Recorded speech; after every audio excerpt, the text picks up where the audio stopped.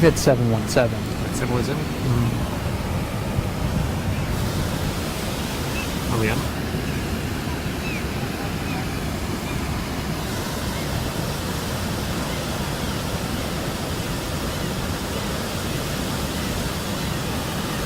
Hello from Brooks River in Katmai National Park, Alaska. My name is Mike Fitz. I'm a fellow with Explore.org and the Bear Cams in 2018. Ranger Andrew is with me. We are going to start a live broadcast, a play-by-play style broadcast here at the top of the hour. So in about 5 minutes at 7 o'clock Alaska time, 11 p.m. Eastern time. So please stand by.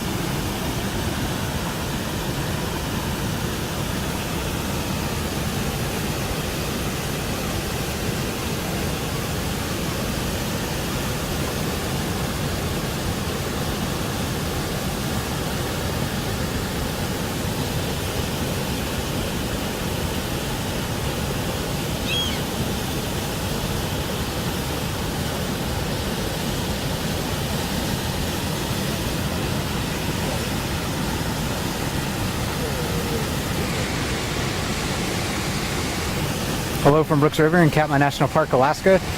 My name is Mike Fitz. I'm a fellow with Explore.org and the Bear Cams in 2018.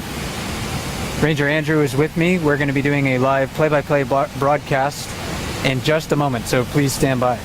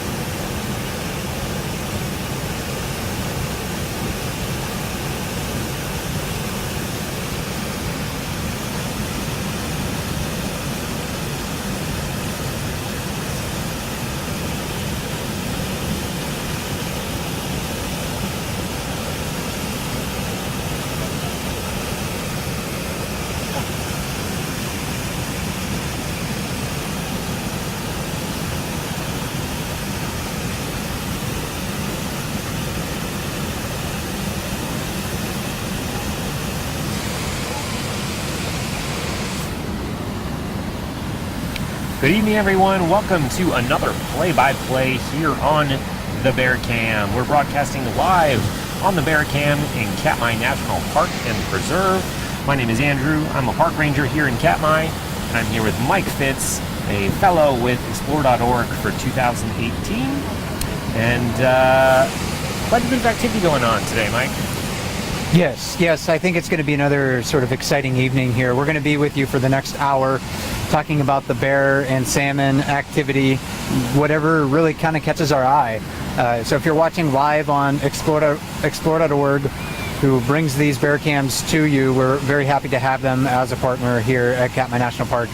Or if you're watching on Facebook, we won't be really looking at the comments soliciting questions this evening, but hopefully we'll be able to answer as many of the things that pop into your mind about what the bears are doing over the next hour or so. So this is completely live. Everything is unscripted. We don't know really what's going to happen. We'll see. We'll talk about how the bears interact with one another, maybe how they're fishing for salmon. This evening there's quite a bit of fish, and the bears are, I think, are getting really well fed. So I think we're going to talk about different fishing styles, and maybe we'll see some bears interacting with one another, but right now they seem to be kind of keeping their distance over the past half hour. Absolutely. From what I've been watching. Yeah, we've had a little bit of shuffling of the deck within the past 10 minutes or so, but we do have a few characters we've seen pretty consistently so far this season. Should we introduce the bears we're seeing right now? Yeah, absolutely. We got two older sort of adult bears right on the at the waterfall right now. Yeah, right on top. Just caught a fish, at least her third, I would say, in the last 15 minutes or so, is Bear 409, nicknamed Bead Nose. So far this season, she is perhaps the most consistent lip fisher, and she can do that because she's now an independent woman, Mike. She recently emancipated her cubs earlier this spring. She had a litter of 2, and they both survived to emancipation, joining the ranks of subadults now in the area. Yeah, so she can devote really all of her resources to herself right now.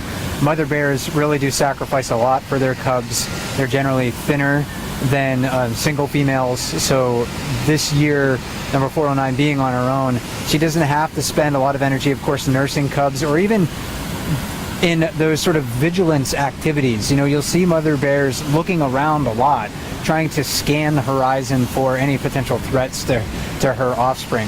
But she only has to worry about herself this summer, so she's on the lip a lot, and this is something that we don't see her doing when she has cubs, especially young cubs. Mm-hmm. So a couple of years ago when she had spring cubs, she really never came to the lip of the falls. And I joked yesterday that she was freed from the bondage of motherhood, but that really is true. She has a lot less to worry about right now. And given that she is by herself and she doesn't have to worry about having cubs to feed, would you expect to see her get bigger this summer versus last year when she had cubs? Yeah, I think so. I think she'll be very fat in the fall. She's already looking very healthy for this time of the year.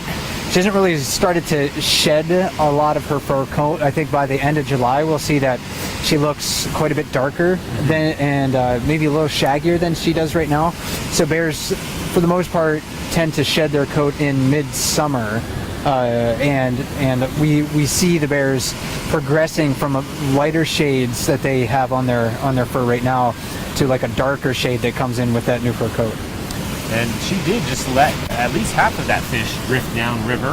It's possible she might be getting to high grade, that is selectively choose certain parts of the fish to eat, and just let the rest drift downstream. And I've been seeing that as well.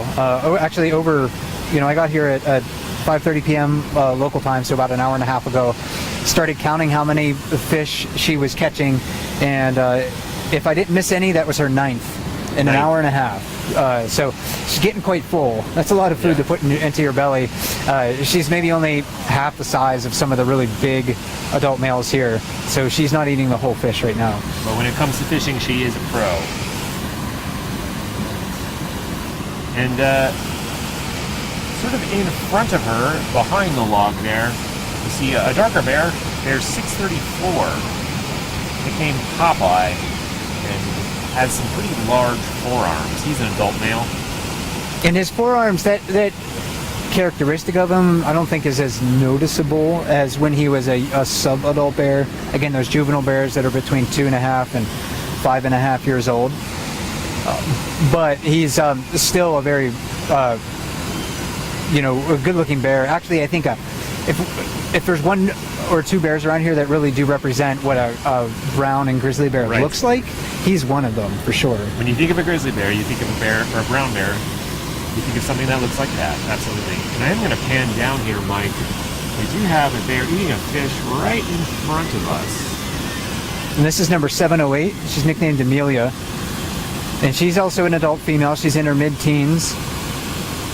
And she's a bear that doesn't really choose a particular spot at Brooks Falls. Maybe she just feels like she can't compete for those fishing locations. Maybe she's a bit too small. Maybe she never learned really to do it. So we often see her sort of hovering on the fringes downstream of the waterfall. When we were talking about 409, she charged into the water and caught the salmon that she's consuming. And I'm sort of zoomed in on her neck right now, Mike. We have seen this bear copulating with several males recently. And she seems to be missing a decent chunk of fur around her neck. And it's possible that might be from mating, right? Possible, yeah. I'm not really sure about the fur itself. But we can definitely see wounds on the back of her neck there. Mm-hmm. They're not very large, they're not very deep, but when male bears are copulating with females, sometimes they'll grab them and hold them by the back of their neck with their teeth, and that can lead to injuries. So we can see this on her. I think when I got a good look at 409 earlier, when she walked below the falls platform where we're standing, I could see some of those wounds on the back of her neck as well. So some small wounds, maybe from copulating. It's also possible these bears this time of year are losing their thicker winter coats in shed patterns. Sometimes their thicker fur does not come off evenly. It'll come off in chunks and patches. So it's possible. And that's as well. That's an important point, because they do shed in patches, and sometimes people will ask us questions like, "Why does that bear look so like ragged? Is suffering from mange or something like that?" Right. And bears can get mange. That happens, especially I think in black bears in the lower 48. I don't think that's been documented in Katmai National Park. But so if you see big patches of fur missing on a brown bear here, that's kind of normal for many of our animals. And she is re-entering the river. There's 708, nicknamed Amelia.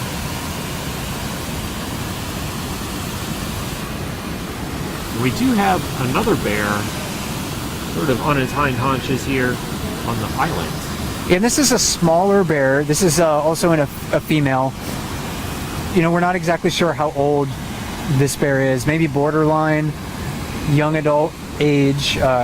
My best guess on who this bear might be is number 804, who received a number last year. So that was the first year this bear was identified and seen very frequently in the fall fishing the lip of the waterfall. Yes, she's one of only a few bears to receive new numbers in this year's Bear ID book. The Bears of Brooks River 2018 is an ebook that the National Park put out. And we do have an altercation between 708 and what is believed to be Bear 804. Yeah, and 708, I've noticed her being a little defensive when bears sort of creep into her space. That's exactly kind of what that was. It was, back off, and give me a little bit more room. You could see that 804, though, didn't really yield very much. She didn't turn tail and she didn't run. She kind of stood her ground there. So calling 708's bluff, now she's kind of moving out of sight. So maybe 708 just wants a little bit more room in that location. There's also a salmon carcass drifting downstream from 409, and I don't know if 708 can see that or not. Sometimes, the gulls really take advantage of the salmon carcasses, but the bears will scavenge them quite readily. Yes, the gulls often making out like thieves here at Brooks Falls. And that salmon carcass was picked up on by Bear 804, who is now taking it to the riverbank, it seems.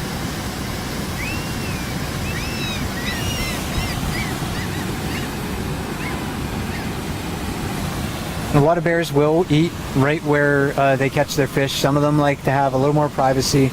Maybe they're concerned about other bears stealing their fish. Which does happen from time to time. And overall this evening, actually, we're looking at a group of bears that is kind of generally younger than what we saw last night. I think a lot of the really big dominant bears that we were watching last evening have caught a lot of fish today. So they're in different areas. But now that I'm saying that, we had a bear come down into the far pool, and this is number 856, probably the most dominant bear on the river. So he might cause bears to kind of shuffle their positions depending on where he goes. 856 can certainly clear a room when he shows up. Other bears, without even thinking twice, seemingly will just look back and hightail it. And he has the scars to really prove that he's one of the most dominant bears. It seems he earned that status. He has quite a few wounds currently.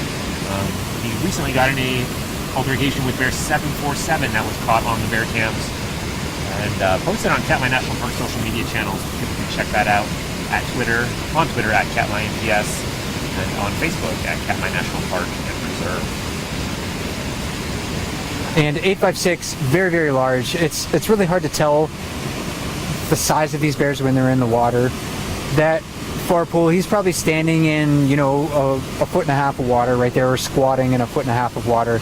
And the waterfall there is at least, 5.5 feet tall, I estimate. Been over there a couple times. This area that we're looking at in the immediate vicinity of the falls is closed to people, so no one can come really within 100 yards of the falls right now. But early in the season, like the beginning of June, when there's not a lot of bears around, I will kind of creep around the waterfall to check out some of their haunts. And he's a very large bear standing next to the waterfall, so it's sometimes very difficult to just judge their size. This is a very tall waterfall. It is sort of dwarfed oftentimes by these large bears, but it is large. As you were saying, before June 15th, before it closes to foot traffic, if you want to frame it as that, I've been swimming in this waterfall, and it is very deep there, particularly even in the jacuzzi up front here. And there are very large boulders that were well past my knees.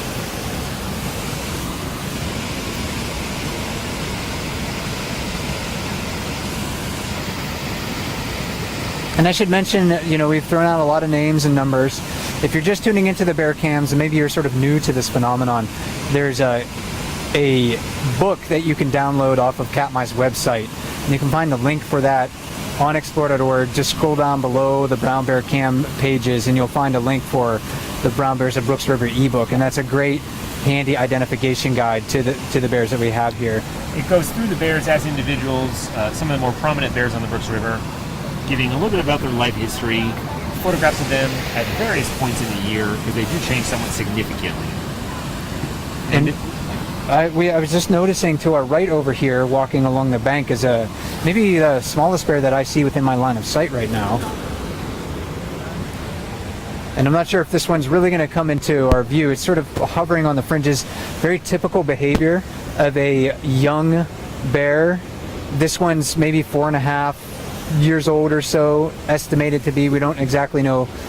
And I think this bear might be number 717. So if you're looking at that book, that ebook, very blonde ears, fairly blonde overall. And that's, again, a bear that can't really compete for those fishing spots up at Brooks Falls. So you see these smaller, younger bears really hovering on the fringes, and that's a legitimate fishing style for them. They're just waiting for scraps to drift downriver. Maybe they're going to charge into the water chasing fish. But fishing is a learned skill. The bears really do have adaptations and instincts that allow them, in the tools, of course, like big claws and teeth, that allow them to catch these salmon, but they have to learn how to do it. And that bear in particular, 717, has been sort of hanging around the periphery all evening.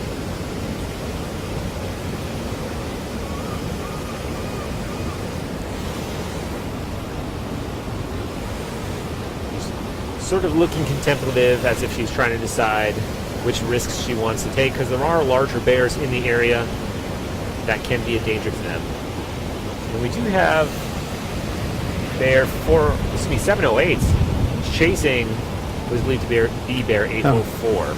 Oh, actually, I think she was reacting to 634 here on the island. There we go. Yeah, I just saw him out of my corner of my eye. You know, we saw 708 sort of running towards 804, but then 634 was walking onto the island where 708 had been. So there's an example of a chain reaction sort of effect. Often these bears will get set up like dominoes. One will run, and others will fall in sequence. And we've been seeing some bears paying a little bit of attention to 708. So maybe we know that she's copulated with bears so far this spring, but female bears will go through maybe several estrus cycles during the mating season. And we're at the tail end of that right now. And I'm not really sure if 634 there has caught wind of 708 and thinks that she might be receptive to mating in the near future.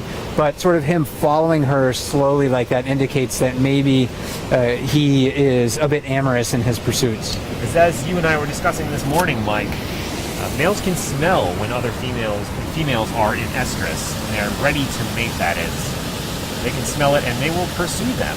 They will follow them. Occasionally, it can turn into a full-blown chase. We can see the waterfall looks almost a little empty in a sense. In comparison to how it has been in recent days, absolutely. And there's a lot of fish jumping in the water, more than I have seen, I think, so far this year. There was maybe one night a few days ago, really late at night or early in the morning, where there were a lot of salmon jumping. But I personally haven't been able to see this many fish leaping. And it's far more than what I counted earlier tonight. And because every once in a while I like to do counts of fish to see how many are jumping per minute, just to get an average gauge of what's the main activity is like for them. And I counted over 5 1-minute counts, 68 fish total, averaging just a little over 13 fish per minute. And there's far more you can see right now that are jumping. So the bears, that's an indication that the bears are getting well fed. When there's a lot of fish jumping at the waterfall, that means there's a lot of salmon available for them. Yeah, and Bristol Bay's sockeye run continues. It's ramping up more and more by the day. For the Naknek River, which is part of this drainage here, I believe cumulative escapement has now hit almost 415,000, if my memory is correct. I don't have those numbers in front of me, but I believe it's about 415,000 cumulatively so far. About 270,000 of that was just yesterday. Yeah, so a lot of fish came up into the Naknek drainage yesterday. We'll get about 20% of those in total at Brooks River. And it's hard to see in the water right now, but right down below us, I mean, the water is really filling up with salmon. So not only are we seeing the salmon jumping at the waterfall, but down below, there's a lot of gray spots that are slowly moving. And this is going to be an evening where if you haven't had a lot of salmon dinners so far, if you're a brown bear or a gull around here, or a raven or a magpie, this is probably going to be an evening where you're going to get your fill very easily. And 409 on the lip now is certainly getting there. And it's worth noting, we talked about the large salmon escapement from yesterday. These sockeye salmon, the ones you see, oh, the fish just made it. There we go. At least 3 sockeye have made successful jumps in the past 10 seconds. Those fish can travel about 30 miles a day. So if they are entering the Naknek River from Bristol Bay, they could be here in about 2 days. Yeah, and just a lot of fish in the water. I don't know if we can pan down and really see that. I don't know how well that will show up on camera. Yeah, with the glare coming off of the water, our camera might not be able to really see as well into the water as our eyes. But there's quite a few fish in there. Sometimes the fish can stack against the falls so thickly, it's almost like a bird could walk on the fish. And they, in those moments, I could even walk into the water and catch fish with my bare hands. I mean, there's so many in there. And I'm assuming that wasn't a pun, bare hands. Actually, it wasn't intentional, but Let's go with it. We can go with it.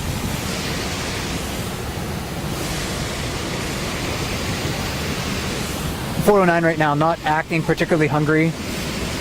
You can see there's fish jumping all around her. Sometimes people will wonder, well, why isn't she really trying harder in that spot? There's a couple of reasons. She can't really move very much from that location because she risks falling down below. So she can't really move from side to side. A lot of times there's a larger bear in that plunge pool right below her, and of course there's none there right now. But she definitely doesn't want to risk falling off the waterfall. Like I mentioned before, too, she's had a lot of salmon so far this evening, so she's not particularly hungry.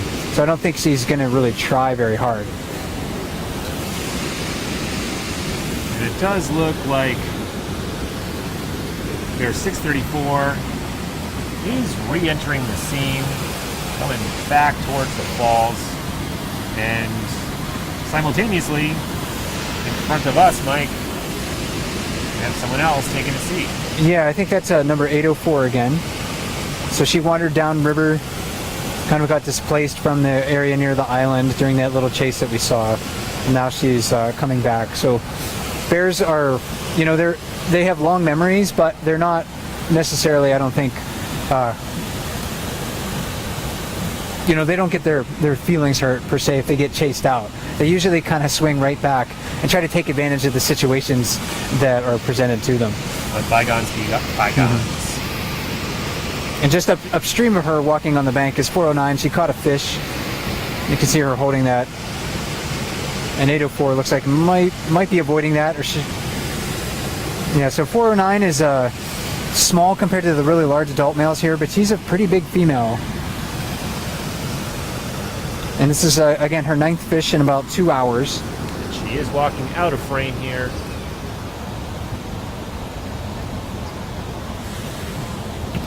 Slowly walking with that fish, while 804 is trying to get out of her way.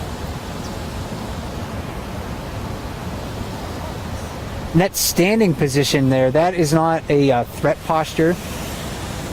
When you see brown bears stand on their hind legs, they're really just trying to get a better view of things. So the bears rely on their sense of smell probably more than anything else. Their sense of smell is quite remarkable, and they live in a world of scent that that we can't really imagine. It is really how they experience their world. And you imagine if they stand on their hind legs, they will be able to catch a little bit more scent in the wind. It looks like 856 is giving 634 a chase here, reasserting his dominance. And 856, we can see some of the wounds on his head. And 634 just did not want to challenge 856 at all. Nor would I. And that's how a lot of interactions between bears end. It's mostly an avoidance thing. They see a bigger bear coming, they know that it's time to yield. Discretion sometimes is the better part of valor in the bear world, and they're smart animals. They know that if they end up fighting, they do risk significant injury. And 856, with that, cleared the room. Mike, we have an empty fall for the first time in a little bit. Yeah, the bear activity at the waterfall has been, at Brooks Falls here, has been fairly consistent over the last few days or so. But lots of salmon jumping, and the bears are feeling like they can perhaps come back at a later point in time. I expect we'll find some of these younger bears that we're seeing hovering on the fringes of the waterfall now that the falls is vacant to come back and try to take advantage of this opportunity to fish while they don't have to compete with those really big bears. You don't have to worry about the larger, more dominant bears hanging around when there aren't any bears. That is something we see quite frequently. Again, these bears can get set up like dominoes, and if someone like 856 decides he doesn't want anyone else around, he can relatively easily make that happen.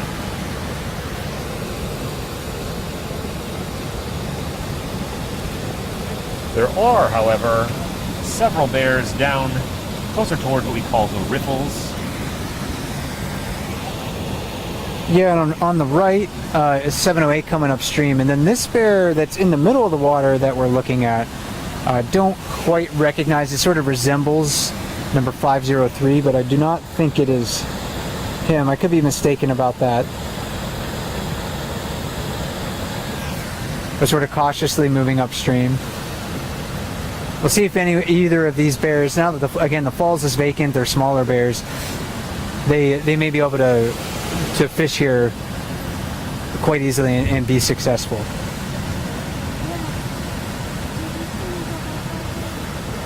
And slowly, one by one, bears are re-emerging. Looks like we have, is that 409, Mike? Slowly I think that's emerging. the 804. Yeah, that young female, borderline sub-adult age, maybe young adult. She does fish the lip, and the lip of the waterfall is vacant right now. Maybe this is her time to shine.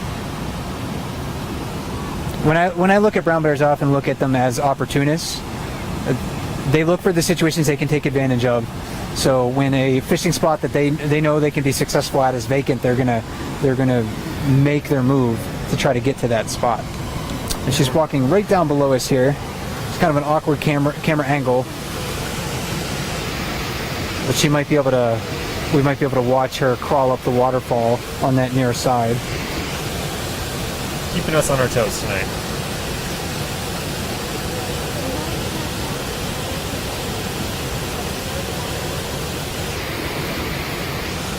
And she's doing it.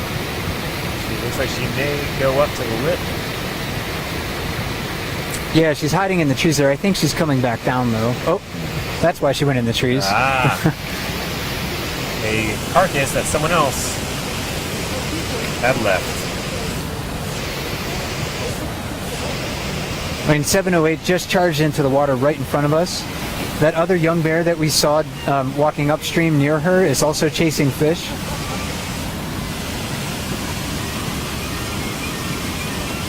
Give it a good shake there.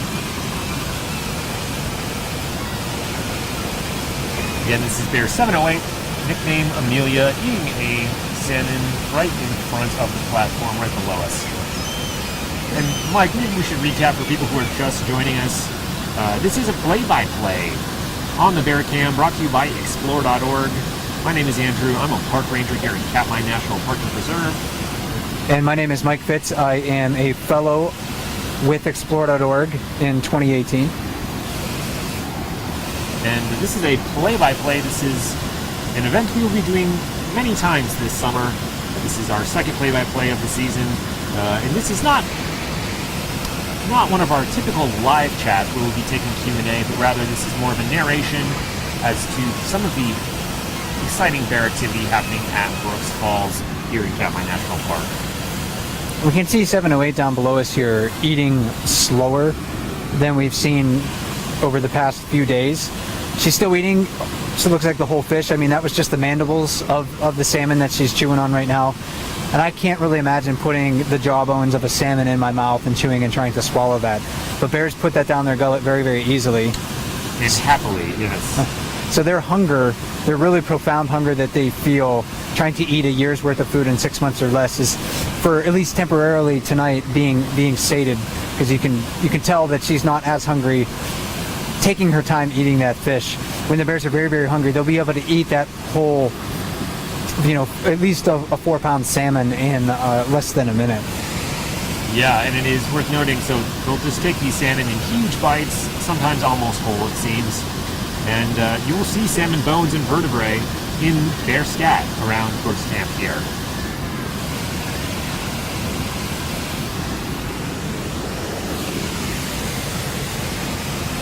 And she's really trying to get a lot of that skin off. Seems like she's maybe not going to try to eat the whole fillet. We'll see. So again, we mentioned that earlier that Bear 409 was showing a little bit of signs of high grading. And it's really, when you're thinking of fish as a resource, there are fattier parts of the fish. So they are looking for the high grade ore, so to speak, if you want to use like a mining analogy in the sense. They're looking, their currency is calories. Currency is calories. I will often compare high grading to going to a restaurant and not wanting to fill up on bread. You want to go for the good stuff. Their good stuff is the fattiest parts of the fish. So skin, eggs, and brains. And there's you can see a magpie just moved right in. Some mew gulls dropping down here. We might be able to, some glaucous wing gulls might come over and start poking at it as well. But when the bears do leave these carcasses as they do, other species, like birds, will be the beneficiaries.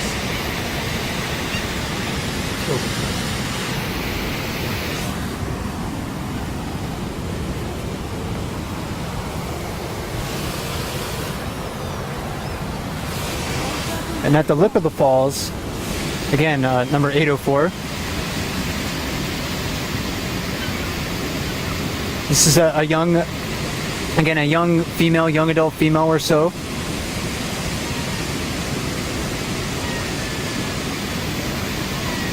And she was fishing here a lot last fall. Little hesitant to get all the way to the edge of the waterfall there. And we do have, Mike, I'm going to pan over bear 717. Again, a very small bear approaching the platform.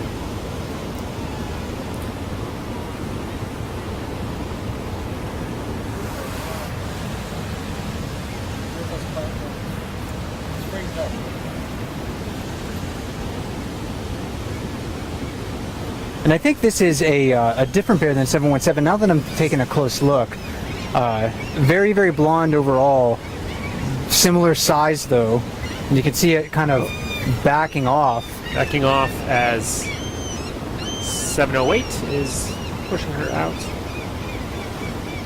And again, that avoidance tactic, that is something that we see more often than not in interactions with the brown bears.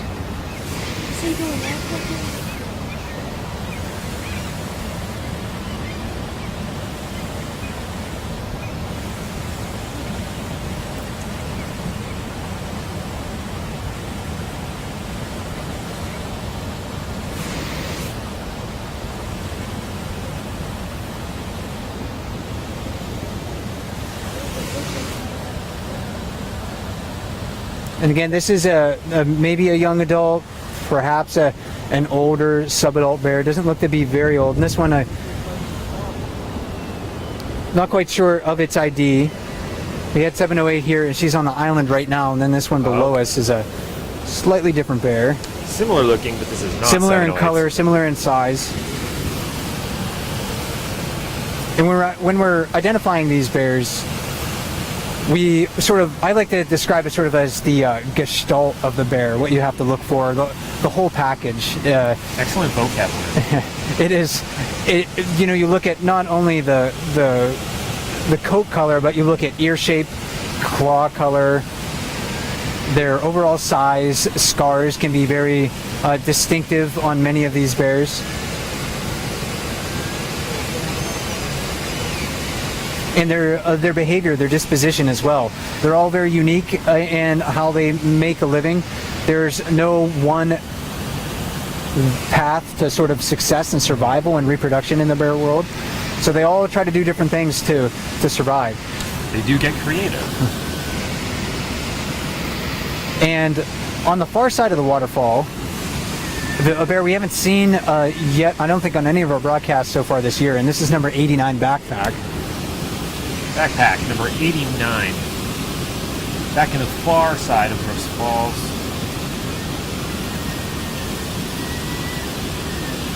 And about how old is 89, Mike? So he was born in 2006. So yeah, he's kind of about, you know, in his growing into that mature stage in his life where he's going to be reaching the maximum size in just a few years or so. Bears tend to be biggest, I think, during like their mid to late teens or so. So he's going to be growing, I think, even more over the next few years or so. And I like to follow his story. He's one of those bears that it's interesting to watch as he matures. A lot of these bears do show stories of maturation, because when I first saw him as a yearling, he had a pretty pronounced limp. And a lot of people that were commenting to me when I worked here as a ranger in 2007 would say, well, you know, you need to either euthanize that bear or you need to put him in a captive rehab facility. It's cruel Right. for you to let him wander around. And here, the park really does preserve ecosystem processes, and that's one of the things that we observe on the bear cams is the hard things about the bear world. By and large, the park has a policy of non-interference. It's a natural process. The park tends to not interfere, even though that can be hard to watch at times. And from the right-hand side, we have 634. He's coming back to the waterfall. Re-entering the scene. How are the other bears going to react? Like number 89, he also is a bear that has shown a lot of resiliency and perseverance, tolerance for pain. Both of those bears, as expected, a few of the younger bears in front of us are moving away. So a lot of do-si-doing going on, moving from one spot to another. Probably each one of these bears will suffer some injury during their life. It's not uncommon for them to have broken bones. And while we don't know the specific nature of the injuries of like 89 backpack or 634, they do show a lot of resiliency and perseverance, tolerance for pain. They just got to put up with it. They receive no veterinary care. So when they get hurt, they really do have to move on with the business of survival.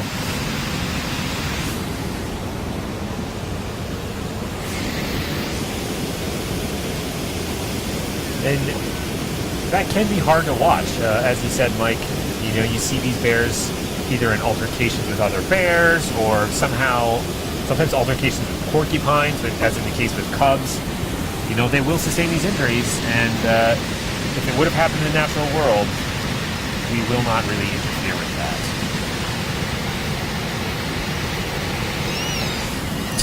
And there is a bit of a hierarchy within the young adult, subadult age group. They, the smallest bears, the smallest independent bears really are at the bottom of the hierarchy, and they yield really to all others because they can't physically compete in those circumstances. Right, as cubs, they have the protection of mother to back them up, and as adults, they have their own size. But when they're in that sort of in-between phase, they're sort of at the bottom of the chain.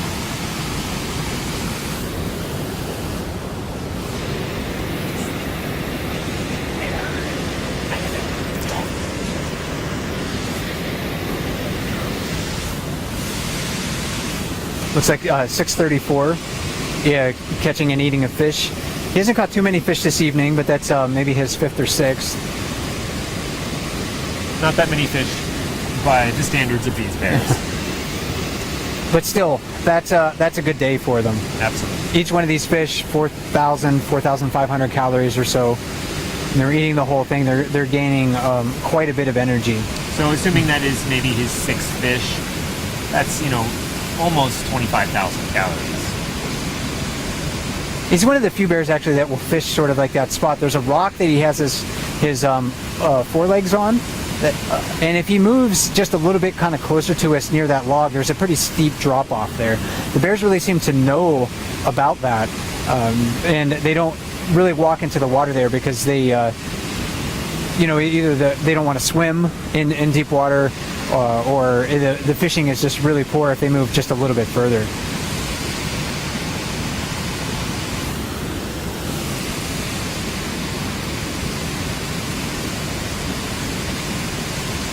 The strength of these animals, Andrew, always really sort of amazes me. Just holding that fish against their body, ripping the fish apart with their jaws. In the middle of a raging river current as well. And these are not small fish. They're fairly sizable fish. So I don't think, trying to catch these fish with my mouth, it would be very difficult, if not impossible for me to do. But they do it with ease. I mean, these are bears that are really well adapted for this environment. They're members of the carnivore group of mammals, but they are generalist omnivores, and they're able to take advantage of abundant food resources when they are available. And if no salmon came to Brooks River one year, they would really kind of move on. Opportunity eaters. Yeah, they would move on to different food sources as best they could.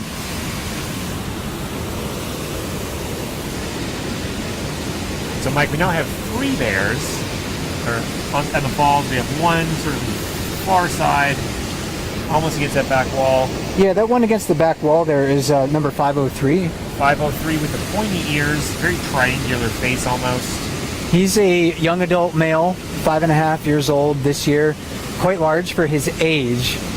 And you know, these are again one of these. This is one of those evenings where he can find a lot of space up at Brooks Falls. This is not only going to help him gain calories to survive winter, but it's also going to help him gain experience fishing in a lot of different locations.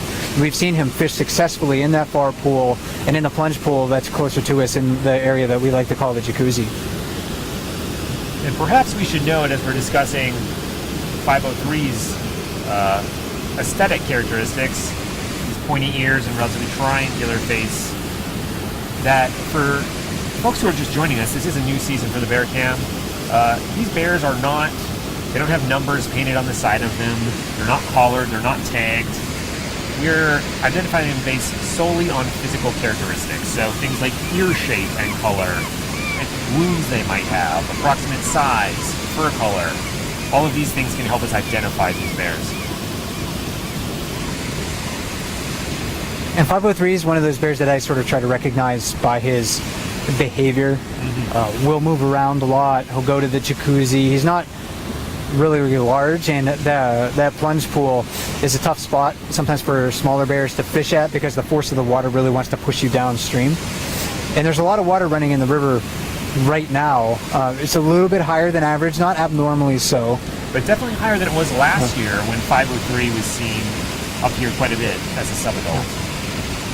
And that's probably good for salmon. Maybe makes it a little bit harder for some bears to catch fish, but the salmon will only become more accessible to bears as the season continues, because this is really the beginning of the salmon run. And they have yet to spawn. They won't spawn really in Brooks River until the end of August for most of these sockeye salmon. And after they spawn and die, there will be carcasses scattered around the river. So bears will be able to just walk through the river, picking up dead and dying salmon with ease and really gaining a lot of body mass at the end of the summer. So 503 taking his salmon to the riverbank as another bear is coming down.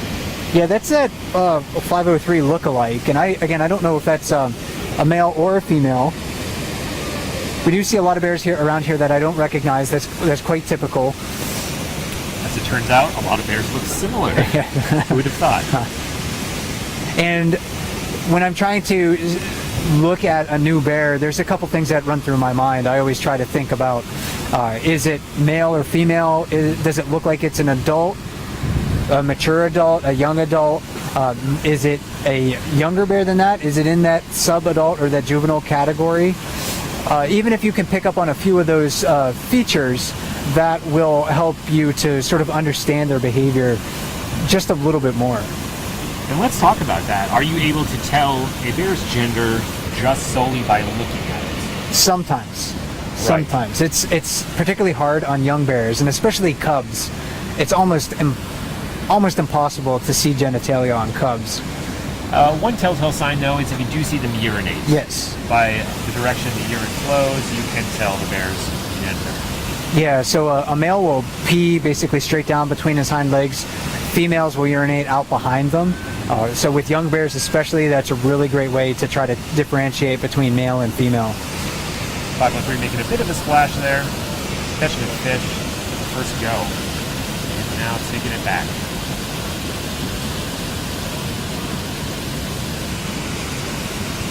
And it doesn't look like he's going to try to eat it in the water. We saw him do that with that fish he caught just a few minutes before this. Seems like he's moving to a shallower spot. And he does not seem fazed by that bear above him at all. So yeah, he doesn't perceive that other bear to be, even though it's about the same size, does not perceive that other bear to be sort of a challenger for his food or a threat to steal his food. If there were other bears, kind of larger bears closer to him, I think we would expect him to maybe move a little bit further away. Meanwhile, we also have this relatively brave, light-colored sub-adult bear, it would seem, or young adult, approaching. This bear's been watching from the periphery for most of the evening. This is the first time I've seen this bear in the middle of the river. Yeah, so she's kind of hovering just downstream of the waterfall, The 634 is eating upstream of her. Maybe she's going to look for any scraps that are drifting downstream. We haven't seen this bear, running through the water trying to catch fish yet. But again, very typical behavior of a young bear, just hovering on the fringes, looking a little bit hesitant. Those really big, dominant adult males will move through the river with quite a bit of confidence. And you don't see really that same confidence and behavior from these younger animals.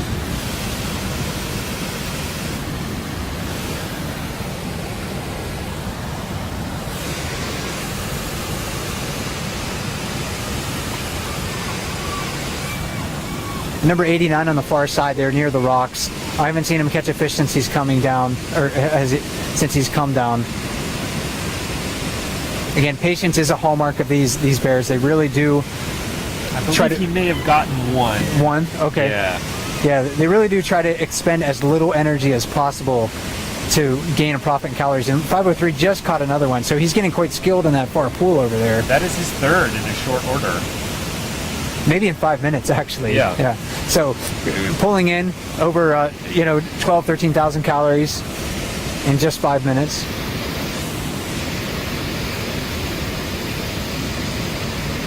And this young female here moving back to the lip of the waterfall. Late last evening, she did catch a couple of fish on the lip of the falls, so she knows that can be a rewarding spot. She just has to wait for the fish to jump into the right position.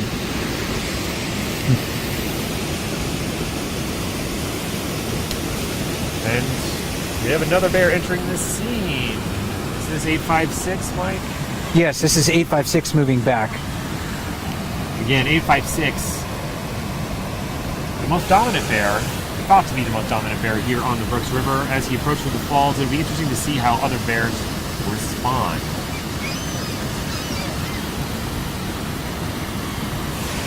Yeah, so right now the other bears upstream haven't really, keyed into the approach of 856. We'll probably see 634, who's standing right next to the waterfall, look behind him. And he's doing that right now. He sees the approach of 856. These bears recognize each other across days, weeks, seasons, and years. They're very smart animals.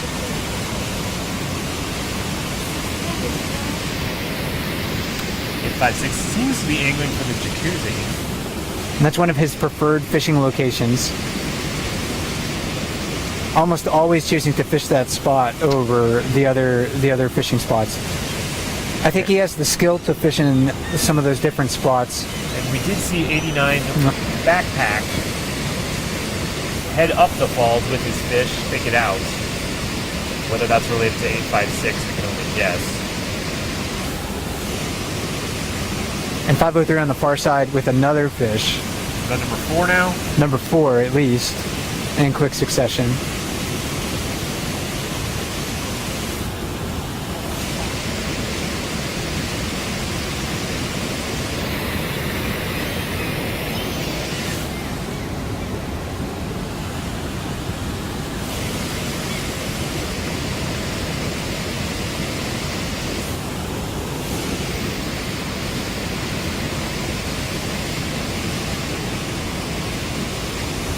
A lot of times we'll get a question where people are wondering, why do the bears face the waterfall? Why, sometimes people wonder, why don't they stand downstream? It seemed like they could see the salmon coming towards them. Yeah. But I believe it's, they're facing the waterfall because the salmon are making mistakes as they kind of are moving around them. Looking downstream, the bears would actually block some of that water, and the salmon really wouldn't be swimming right to their face in those situations. They would be going around them. Yeah, so the salmon would be swimming around them. You can see 856 caught a fish quite easily.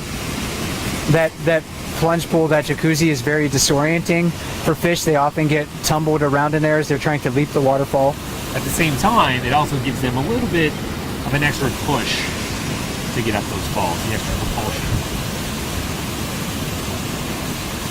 We'll see how quickly 856 eats his fish. It doesn't look like he's particularly hungry. He's taking his time, really kind of working at the skin.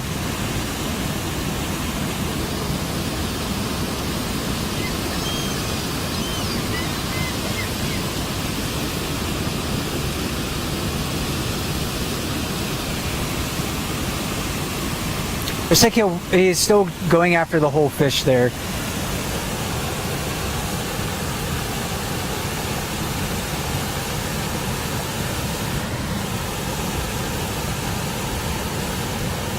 And when we do talk about bears being creatures of habit, 856 will very consistently go right to that spot, lay almost exactly like he is in the water, or right on the gravel if there's gravel exposed there when the water is lower. Eat his fish just like that. He will sometimes eat his fish in the jacuzzi if he feels like he doesn't want to walk even that a short distance downstream. Yeah. Certainly taking his time with it compared to what he could do. Yesterday we saw him devour fish very, very quickly. In fact, yesterday I saw him eat a whole salmon in 40 seconds, which is remarkably fast. It's one of the fastest times I've ever recorded a bear eating a salmon. Looks like he left part of the head there. We'll see the gulls move in as soon as they move away. The gulls gathering around.